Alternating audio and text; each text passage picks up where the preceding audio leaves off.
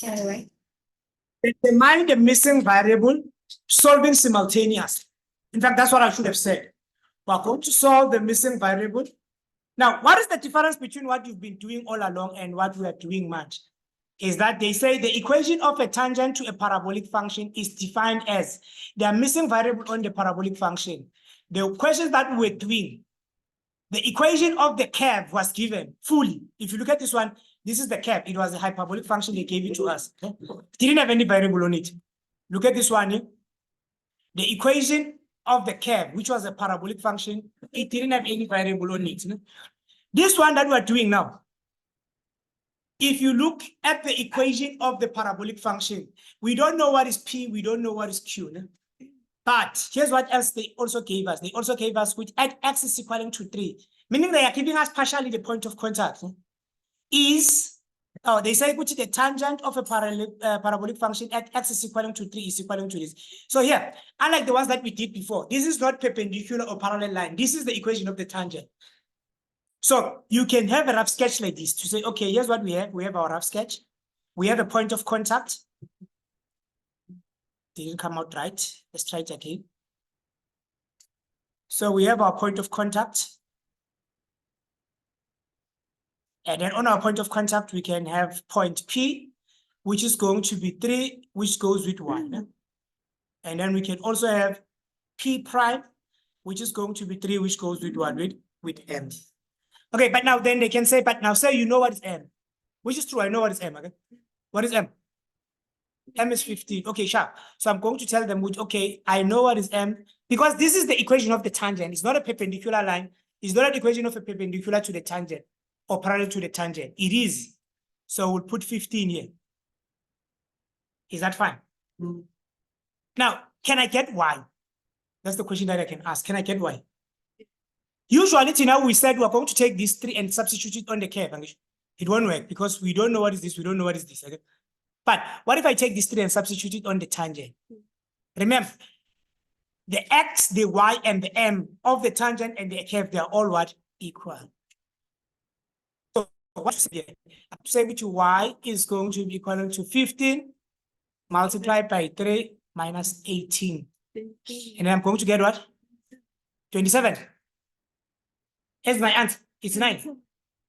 27 is the final answer.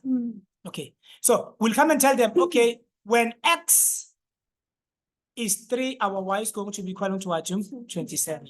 So they'll give us a mark for being able to find these things that they didn't give us. Everything else that we got from them, they're not going to give us a mark. Why? We found it. They didn't give it to us. They should give us a mark for it. So the first thing that I'm going to do then, I am going to use number 1. I am going to use point P. How do I use point P? I will tell them, here's what I know. F of 3 is going to be equal to 27. But how do you know that? I am saying when x is 3, what is going to be my y? It's going to be 27. Meaning in other ways then how? I can write it this way. I can say 27 is going to be equaling to P, but instead of x, I can't put x because I've already put 27 here. I can only put x if there's a y, I can put x. But now because I'm saying 27, I can't say x anymore. What am I going to say then? I'm going to say 3 all squared. Yeah? Plus q multiplied by what? By 3. And then I am going to end up with something like this. It's 27, which is going to be 3 all squared, which is going to be 9p plus 3q. And I will say, Mara, is there anything that I can still do here? But yes, there's something. What can I do? I can take 9p to the other side. I can take 3q to the other side. Let me take 9 to the other side. Then I'm going to have 27 minus 9p, which is going to be 3q. I can still divide by 3. Okay? Divide by 3 and then divide by what? By 3. And then you can already see you have 2 variables. Okay? If you have 2 variables, it tells you what you need to solve simultaneous. That's the idea. So here it's going to give you 9 minus 3p, which is going to be what to be q. I'll call this one equation number 1. They'll give me another mark here. I was able to use 3 and 1 and 27. Okay, I'm done using this point here. After using this point, I can then use another point, which is the sub point, which is the prime point. Okay. What does this one say? It says you are going to have dy all over dx, which is going to be given as. So in other words, what? Come and differentiate this. If you differentiate this, you are going to have 2 multiplied by p. Then you're going to get 2px. And then if you say 1 multiplied by q is going to give you what? Q. What does this point say? No. If x is 3, the gradient is equal to what? To 15.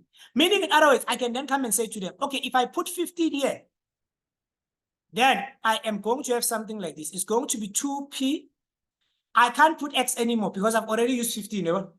So what am I supposed to put here? I'm supposed to put 3 plus q. Does it make sense? And then from here onwards, I am going to have 15, which is going to be equaling to 6p plus q. Equation number 2. They will give me another mark for this. You see, I've used both points again. I've used both points. That is why I'm saying calculus. And then this thing is also useful when we're going to be determining the equation of a cubic.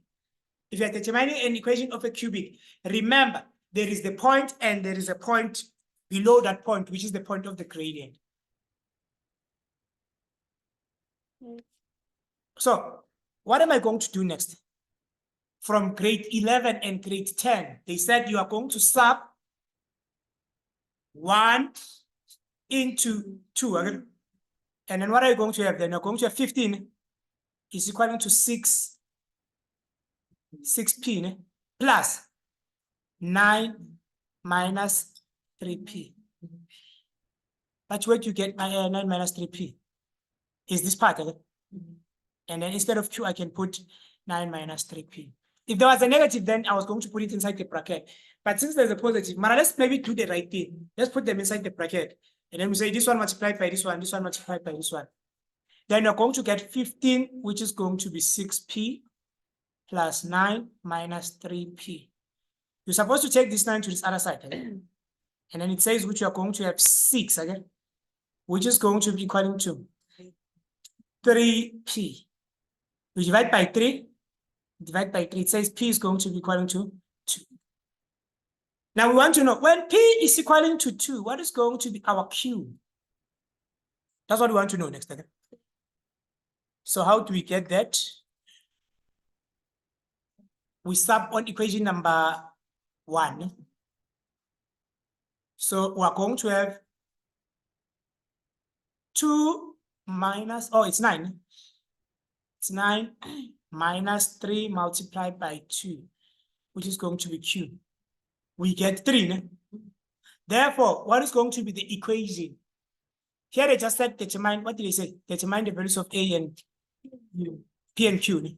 Yeah, sometimes they can just say determine the equation. If they say determine the equation, then you should continue and say, therefore, we are going to have y, which is going to be 2x squared plus 3x. Yeah, this is the equation. You don't have to find y if they already gave you one. The reason why I had to find y is because it was not given. Okay, let's do activity number 11, number 1.